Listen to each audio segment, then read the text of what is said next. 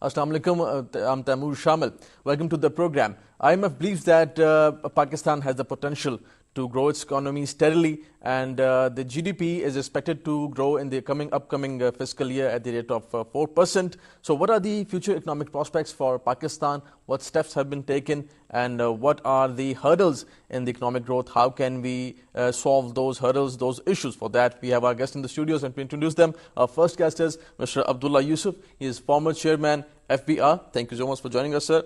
Our second guest is Mr. Faheem Sardar. He's senior economist. Thank you so much for joining us. Mr. Abdullah, my first question, since we have seen the report of IMF that Pakistan has the potential to grow its economy steadily, what do you have to say? Things are getting better now? Thank you. You see, the point is that we obviously have been going up and down, if you look back historically. And the basic issues we have are two, I would say, fundamental areas. Apart from this law and order problem, which unfortunately also impacts on our economy, etc. And those issues are, one is your fiscal deficit, and the other is your trade deficit. Now, on the trade side, your actual gap is because of your imports are much higher, about $40 billion or so, right, and your exports are around 25. So you have that gap of about $15 billion. Now that gap primarily at the moment is being made up because of our foreign remittances. But then you must concentrate on this issue to see how we can actually bridge that gap in any case. Right. That should be our effort, number one. Number two, on your fiscal deficit side, now if we are going to actually more than 1.5 to 2 trillion rupees a year, if we are going to just add to our debt, because our debt today already is about 18 trillion rupees, if that is not going to be managed, you see, and controlled, I would say, right, you will definitely have issues and problems. And for your fiscal deficit, I say there are again two main areas to focus. One is on the expense side, wasteful expenditure that we are today having to bear, that is your public sector entities, subsidies and losses, almost 600 to 700 billion rupees, right, a year. And the other part is your resource mobilization.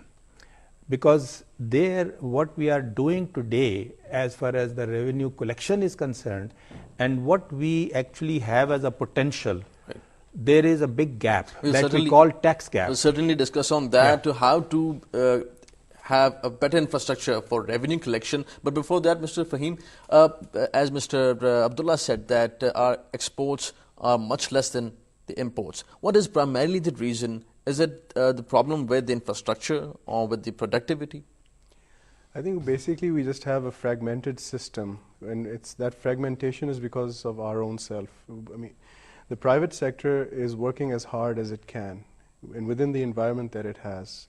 The private sector can influence the environment to a certain degree, but then the government has to step in. The government has to improve that environment for the private sector to flourish and to pay more tax and to export more.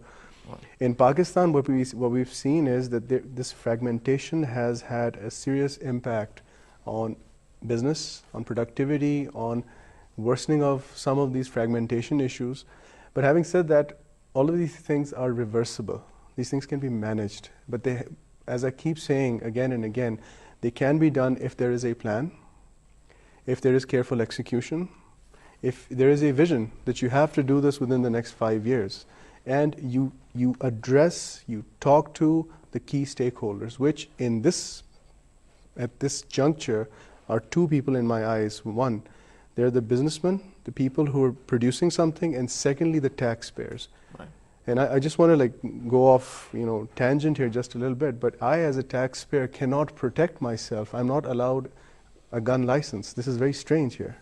I'm not allowed. I pay tax like anything, but everybody has to face a ban.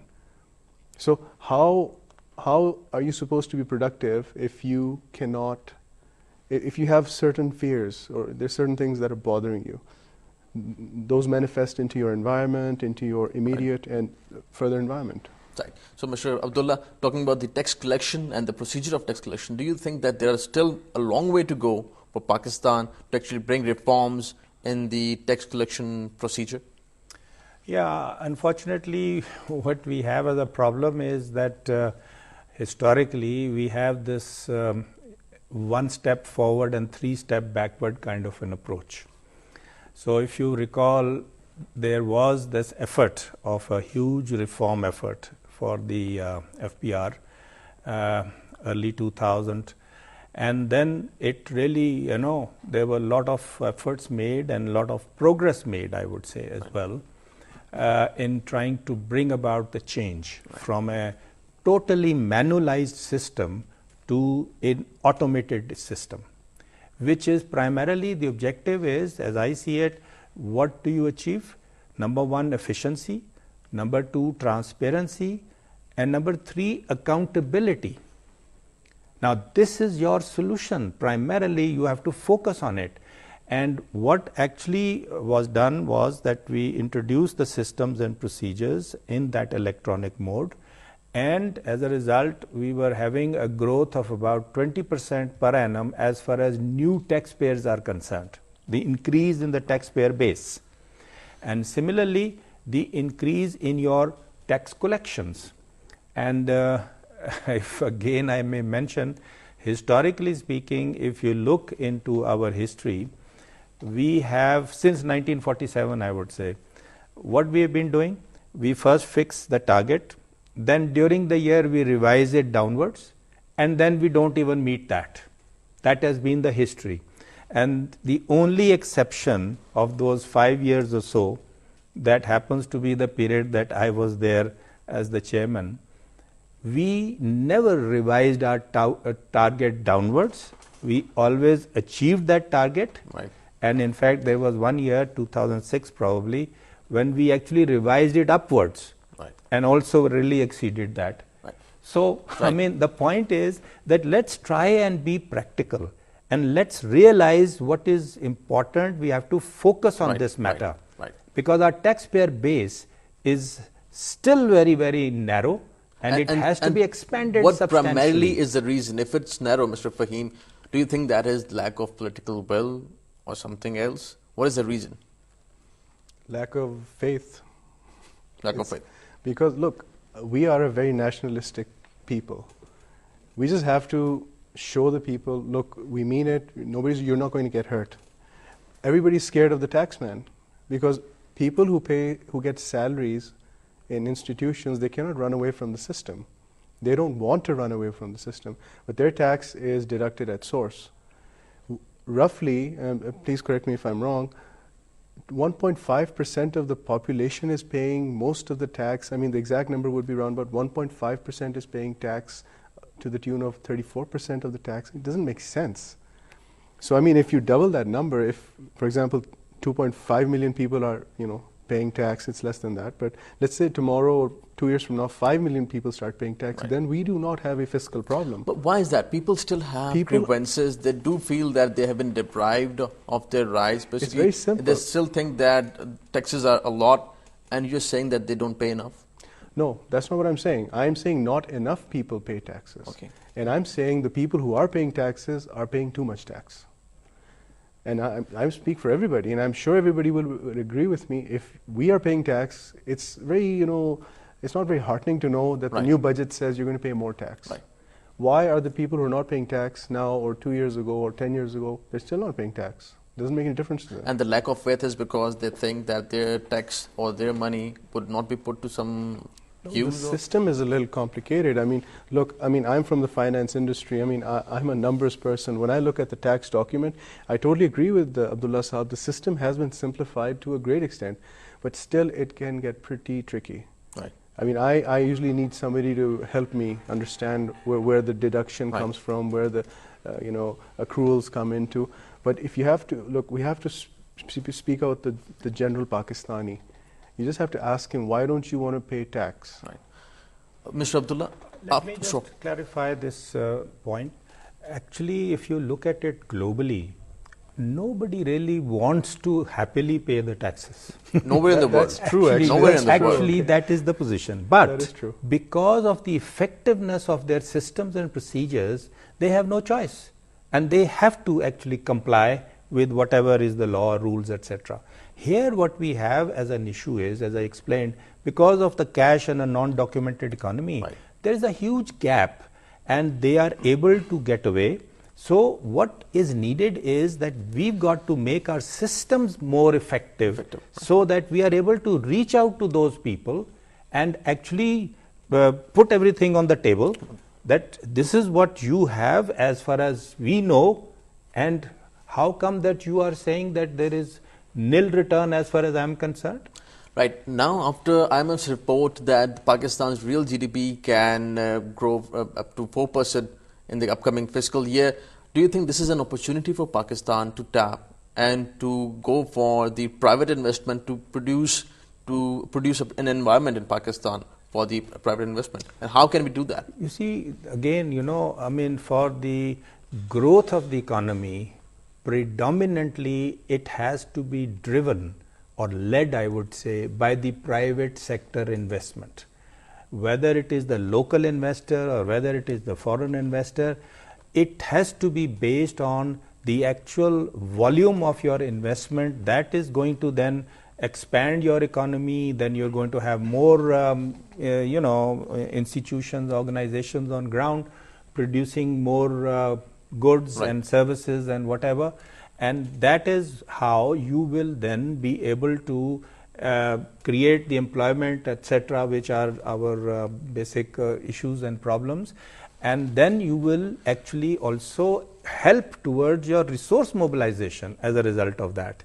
Because in any commercial activity, we are supposed to be sleeping partners as, the revenue collectors.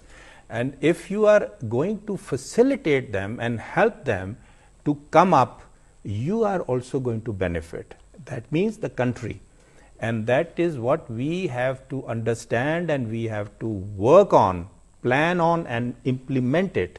Because environment you have to create. Right. And that environment, if we are not able to facilitate that investor, why would he want to come and take the risks and other problems in our economy? So, Mr. Faheem, do you think that if the economy is led by the private investors, local or international, do we mean that we should go for privatization in Pakistan? Do you stand for privatization? Of course. Okay, now privatization is one aspect of a much broader scheme which needs to have a very strategic, tactical deployment. You cannot just do one thing and then just wait for that to cover all the other areas. For example, when we talk about economic growth, tax collection is very huge. Privatization is part of it.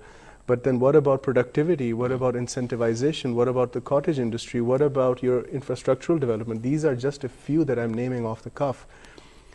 When we talk about privatization should ideally be targeting things that the government shouldn't be doing. Now, the government, I personally feel, should always be taking care of utilities. In every country that we have seen abroad, obviously, that has privatized utilities, you've seen very massive problems over there because they're free to do whatever they want. But that does not mean you give the government a free hand, and that does not mean you give the private sector a free hand. There's a balance. Privatization, the key to successful privatization is you must get rid of the things that A, you're not supposed to be taking care of, B, which you can't manage, C, which are already in trouble. Right. If you've got a So, basically, the actual major issue today in the public sector, I mentioned the total losses and subsidies that we are bearing, is your power sector.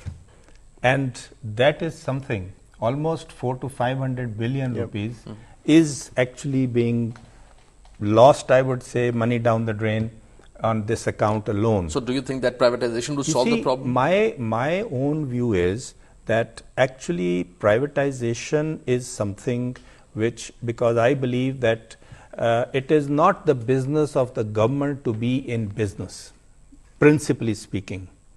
Now, I agree that, you see, you've got to also, be prepared or manage the things because there you have an independent role of a regulator.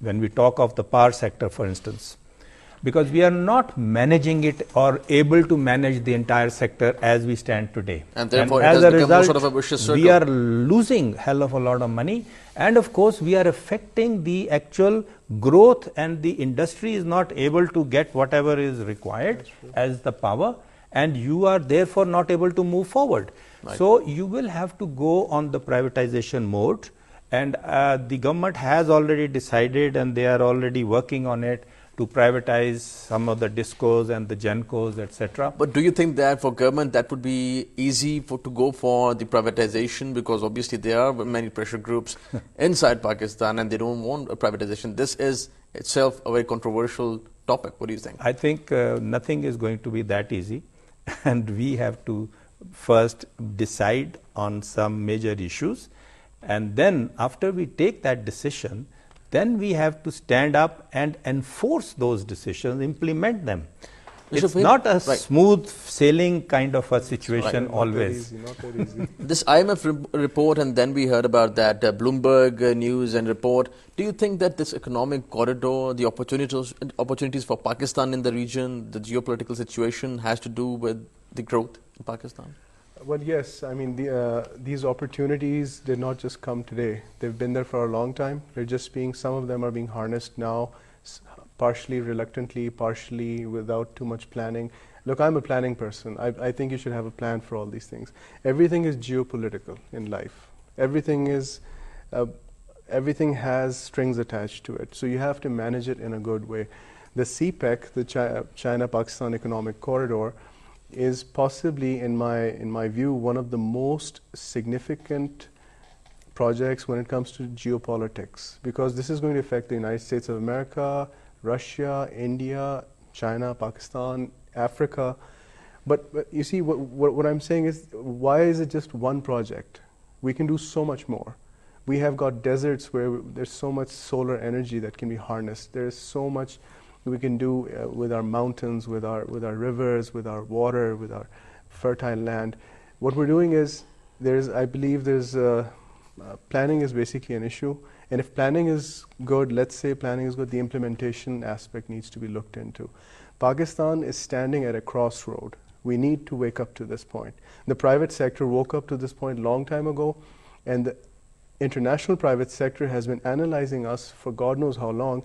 And you've got Goldman Sachs, which said in 2006 that Pakistan's economy is going to be one of the best and one of the most attractive economies for outside products. They have reverberated those words again in a new report. So I think we need to wake up to this point. Give the private sector its due. Give them a chance. Deregulate just a little bit. Incentivize. But the planning and implementation phase has to be done very carefully. Mr. Abdullah, do you think that we are still waiting for the CPEC to, get functional, and then we can go for privatization and private businesses and foreign investment in Pakistan? Actually, this privatization effort, I feel, has to be now activated because we are already facing a lot of problems and issues, as we just explained and talked about. We have already seen that the policy decision has been taken by the government.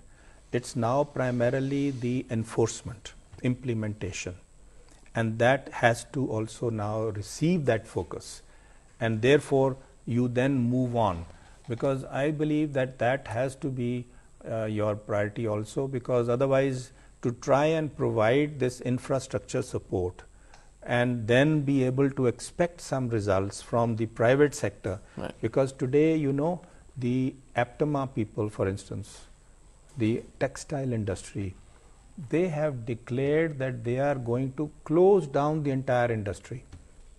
And 30% of their industry today is, and that is primarily because of the electricity problem that we are primarily facing. Electricity, gas, that's the infrastructure. Yes. Right. You are not being able to provide that. And also, there's the international competition. They are also having problem because of our exchange rate, for instance. That is also bringing the handicap because of the cost, the selling price not being as much in Pak rupees as opposed to the dollars. So there is a very, very, I would say, a huge kind of a gap, Right. and that has to be focused and filled, and only then you will be able to actually move forward. Otherwise, without that basic requirements being in place, how will you expect that the thing should take off? Well, this is very interesting, Mr. Faheem. Do you think that if the electricity outages continue to be like this, Pakistan's economy is certainly going to suffer? How do you think that we can bring those investors back in Pakistan, since we heard that they have moved outside Pakistan? How can we bring them back and have a sustainable economic policy? Simple. Protect them. Give them the protection and watch what happens. I mean, I'll just be like very, black and white about it, because I mean, there's been a lot of talk about this, and I respect that. But look, a person who is going to invest or work is going to be putting in a lot of effort, his heart and soul into something. It's very easy to regulate something.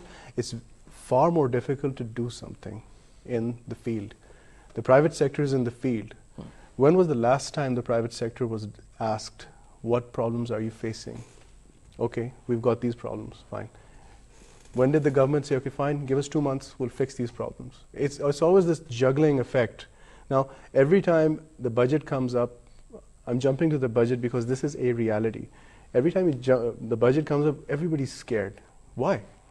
It should maybe be, why not make it into a point of celebration? The budget is coming, watch what we give the nation. Then see how the investment is going to pour into Pakistan. Pakistan has got such riches which we don't even talk about. One of the biggest riches of Pakistan is not Rico Deek. I keep saying that. It's actually the people. The people are hardworking people. They just need a disciplined environment to be disciplined themselves. Do you think that, Mr. Abdullah, these are the paradoxes in Pakistan that we are witnessing, that at one side we see the increase of foreign reserves, and on the other side this budget is scaring off the people? What do you think? Well, you see, this as far as the reserve position is concerned, well, that is certainly a requirement, and it is good that we have been able to manage it over the year, because they had gone down to a very, very low level. Of course, then the other part also has to be kept in mind, which is your liability part, because we are also borrowing the money, etc., and creating those reserves. But having said that, that is absolutely something on its own that is there. Now, as far as the other thing, what you mentioned, what was the other part you said? The paradoxes in Pakistan that we see now, that we see that at one side the investment we see is not much in Pakistan, but at the same, foreign reserves are increasing. People are scared of the budget. So we see a lot of different things going on simultaneously in Pakistan. Yeah. Now you see, one side we don't celebrate the budget, but we celebrate the foreign reserves. You see, foreign reserves, as I said, is something which is of course required as well as one of the requirements. Obviously. But then there are several other needs, other essential needs. As we have talked about, you've got to make sure that there is an environment which is conducive to investment. And only then you will be able to attract that investor. I agree. That whether he is a local investor or a foreign investor. And if you look at your foreign direct investment position, we are only at around $1 billion last year. And we have that potential. We had gone up to more than $5 billion in 2006. Right. So if you had that environment, you have that support, which is your infrastructure support, which is available, then investor definitely is attracted. Mr. Faheem, and he will come.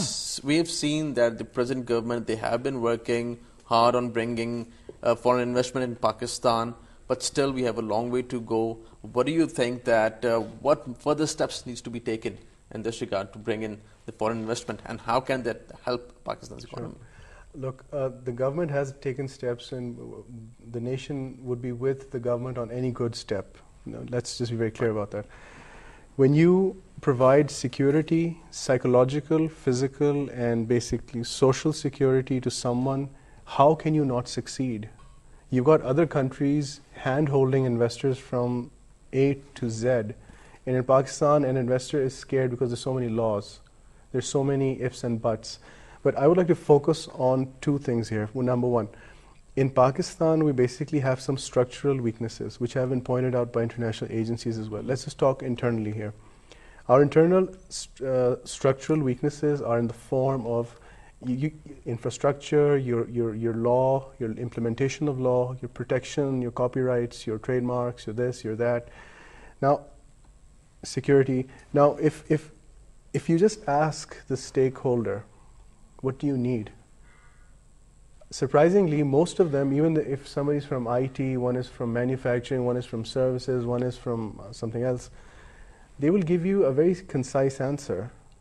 And that concise answer will comprise of most of what I'm about to say. Number one, give us legal, physical security, protection, tax us in a predictable way, and allow us to implement our policies within our sphere of influence, and which will be, of course, guided by the overall country law.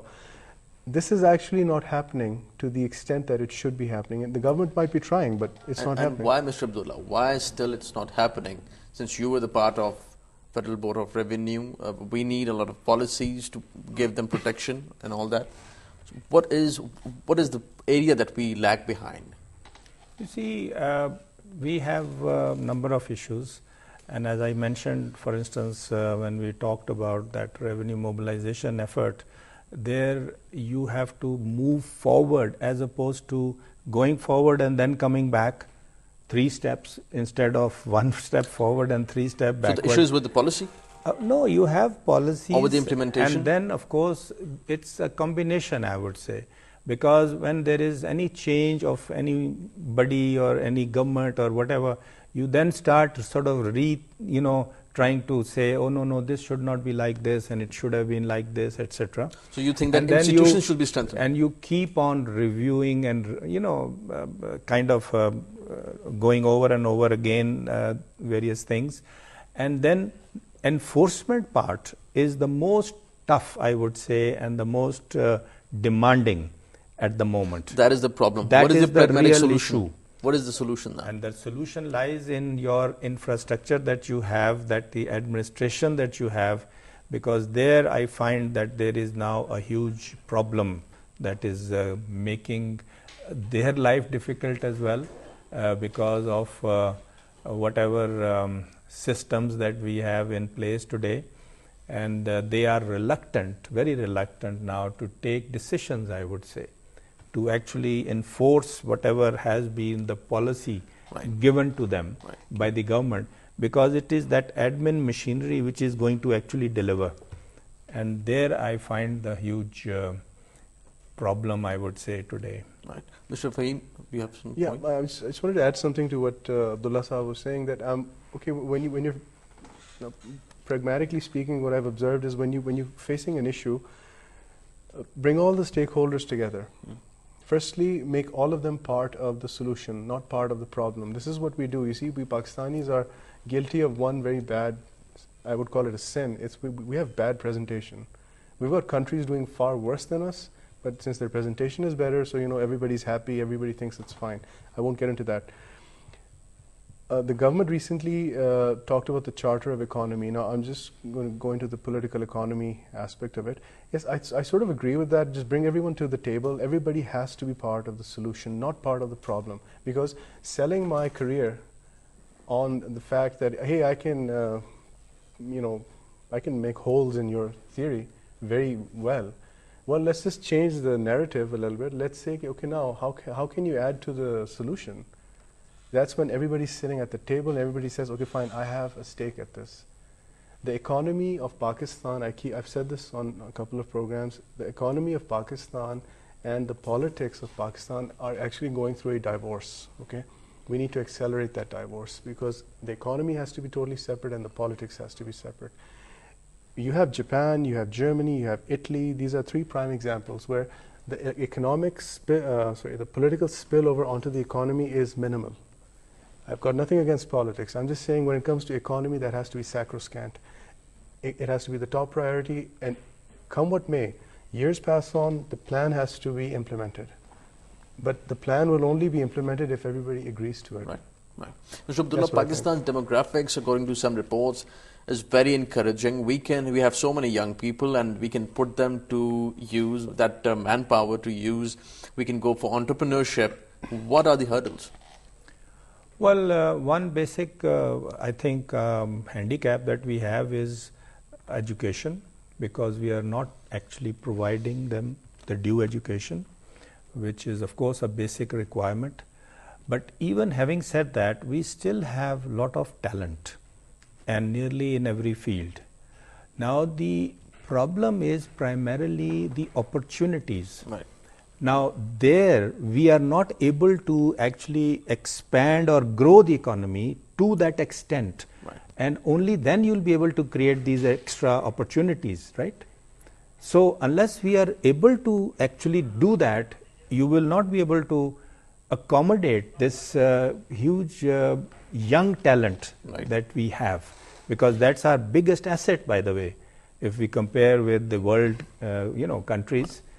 But we are not really, unfortunately, making use of them. Mr. Faheem, certainly we have that potential, and we can go a long way. What are the hurdles in entrepreneurship? Do you think that the environment in Pakistan is conducive enough for the entrepreneurship, for the young people in Pakistan, and why is that? It's not conducive. It's actually quite scary, because first of all, there are too many laws. But the initiatives have been taken by the government. Yes, the PMLN government has been doing the government a lot. is trying. We have to give credit. The government is trying, but you have to. Why not ask the people? Okay, you've got so many MBA graduates coming out. I've actually written about this, that you have to encourage the graduates, let's say an MBA, to start their businesses in the beginning of their MBA. They experiment on their own business, if possible. Now, this is very utopian, I know, but we must introduce the concept of cottage in businesses very, very quickly, because that provides a lot of support, employment, revenue generation, tax revenue, and it has a multiplier effect. The hurdles in Pakistan are, firstly, we like to follow. We don't like to we don't have too many examples to follow, but we still like to follow. So everybody wants to go into those typical jobs. Secondly, the government has to initiate a program where, instead of giving incentives cash-wise, you have to allow people to start building their own capacities. Don't give people money. That's not advisable. I'm against that. I mean, I respect everybody's views. So you would go for opportunity? Yes. Let people learn something which is relevant to them, to their natural capacity. But to start a business, you require money, and that's step two. That is step two in my eyes, not step one. Step two is funds. We'll come to that in a second. You've got SMEDA, the infrastructure is there. It just needs to be galvanized. It needs to be electrified in a more dynamic manner. The laws of Pakistan tend to be very restrictive. The taxation procedures are slightly draconian. Now, if we can just sort of make them a little softer, I'm not saying take them away, I'm saying make them softer, and then start an encouragement process. It will take you at least 3 to 5 years to get the momentum going, but once it starts, the middle class will be richer, as it should be.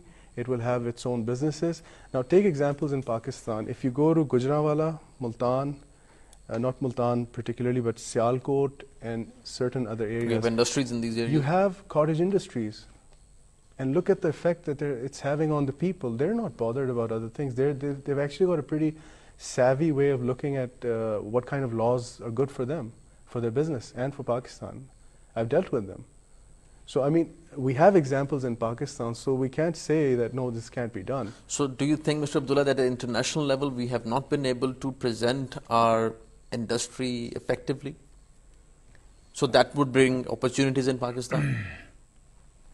As I have said, actually the main issue, unless and until we are able to create the basic environment which is available for investment, you see, it has to be supported with your infrastructure support, it has to be there with your policy support, and you've got to actually ensure that environment is now available to you. And why don't you come and look at the opportunities here? Then he will definitely come. But then when we have all types of negativities, then why would he want to come risk his life or capital? Both. Because one of the law and order thing is in fact another very And we are negative working factor. on that in Karachi. And we are obviously trying to resolve that problem. And I hope, inshallah, that that matter gets resolved, because that's a very, very major issue as a starting point, I would say, from the foreign investors' point of view. You know, today, for instance, all these meetings of IMF, etc., taking place in Dubai, and they are not even coming to you. What is the reason? Only security reasons. So these are very important factors, and we have to try our best to resolve these factors, and then of course you have a lot of potential and they will come themselves, because they have to really ensure that they get a reasonable return out of whatever they are going to invest. Absolutely. And as long as they get that, they will definitely be running to be here. Right. But Mr. Faheem, there's a question that a layman would ask, a simple question, that when every government knows that if there's proper availability of electricity in the country, obviously the investment would come, the entrepreneurs would come, businessmen would come. Why do the government, they don't work on this? What is the hurdle? When they know that this has the potential, why would they not work on it? Actually, they are trying to work on it. I think all of them have tried to work on it, but sometimes the problem is going to be solved by someone else. Okay, if there's a difference between a blacksmith and a goldsmith. Both deal in metals, both deal with hammers, but you see they're different things. You cannot have a goldsmith doing a blacksmith's job and vice versa. It's not going to work. So we need economists for that. You need practical economists for that, and you need to listen to the private sector. You need to, because the Pakistani private sector is rearing to go. Actually, it's already gone. It's rearing to become a multinational. Literally, I can see it with my own eyes. There are certain groups, they're going to be multinationals in 5 years. Okay, but why are they not being encouraged? Why is growth taxed in Pakistan? These are just very basic questions. Every investor on earth is willing to accept risk. Yes, there are different shades of risk, different degrees of risk, but as Abdullah Sahab very rightly said, I agree with him, the environment, if you just give the investor, local or foreign, an environment where he knows, okay, fine, okay, I might lose my money, but it's going to be a fair loss. It's not an unfair loss. He doesn't care. He wants to go for it. He will go for it. And that's where you see the real electrification of what needs to be done. We've got certain problems which really are, you know, it's embarrassing to even call them problems. Like electricity is a problem. Oh, please, we need to sort that out pretty quickly. Right. Gas also. Gas. Mr. Abdullah, Mr. Faheem, thank you so much for joining us. Thank you. Today we discussed about the IMF's report about Pakistan, that the real GDP is expected to grow in the upcoming fiscal year at the rate of 4%. Things are getting better, but at the same time, a conducive environment is needed. We need to encourage the private investors and foreign investors in Pakistan. We hope for the best, that things would get better. Thank you for watching the program. See you next week. Bye-bye.